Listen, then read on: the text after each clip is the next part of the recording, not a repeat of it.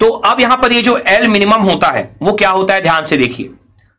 L minimum को समझने के लिए हमें यहां पर एक और बहुत इंपॉर्टेंट कंसेप्ट करना पड़ेगा, जो कि होता है आपका सोर्स कोडिंग थ्योरम। तो यहां पर सोर्स कोडिंग थ्योरम क्या है आपका, देखिए ध्यान से। सोर्स कोडिंग थ्योरम ये बोलता है, या इस थ्योरम में ये बताया गया है कि जो आपका एल है, ठीक है, एल आपका हर हाल में ग्रेटर देन इक्वल टू होना चाहिए एच।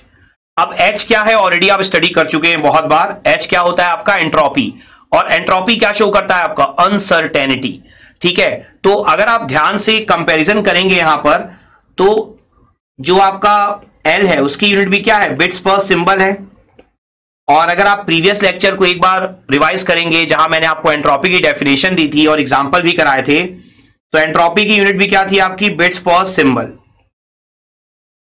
बट एंट्रोपी क्या शो करता था आपका, एंट्रोपी शो करता था आपका अनसर्टेनिटी।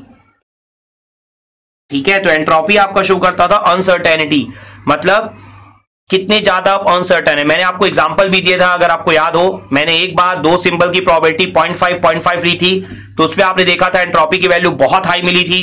और एक बार मैंने सिंबल की प्रोबेबिलिटी 0.99 एंड 0.01 दी थी, वहां पर एंट्रोपी की वैल्यू बहुत लो मिली थी। तो मैंने आपको वहां समझाया था कि अगर इंडिया और इंग्लैंड मैच खेल रहे हैं, क्रिकेट मैच, तो बहुत ज्यादा चांसेस है, जैसा मैंने आपको समझाया था कि अगर इंडिया और इंग्लैंड मैच खेल रहे हैं तो हो सकता है कि इंडिया जीत जाए या हो सकता है इंग्लैंड जीत जाए, दोनों की चांसेस क्या है, लगभग बराबर बराबर है। तो आप हमेशा क्या रहेंगे, अनसर्टेन रहेंगे।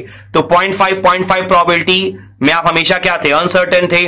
लेकिन अगर प्रोबेबिलिटी 0.99 और 0.01 हो, तो वहां पर आपने देखा था एंट्रोपी की वैल्यू बहुत कम मिली थी, इसका मतलब आप सर्टेन थे। इसका एग्जांपल मैंने आपको क्या दिया था कि जब इंडिया और नीदरलैंड मैच खेल रहे हैं, क्रिकेट मैच, तो आप बहुत ज्यादा श्योर रहेंगे कि इंडिया ही जीतेगी, नीदरलैंड की जीतने की चांसेस जस्ट 1% होगी। तो एंट्रोपी की वैल्यू जितनी हाई होगी उतनी ज्यादा क्या होगी, अनसर्टेनिटी।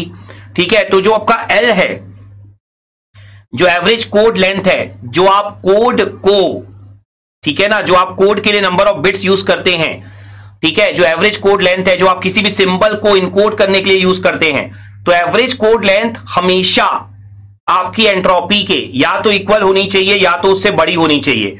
अगर एवरेज कोड लेंथ आपकी एंट्रोपी से कम हो गई तो अनसर्टेनिटी जो है वो डोमिनेट कर जाएगी।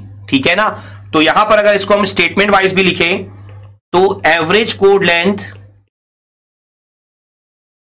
Should be greater than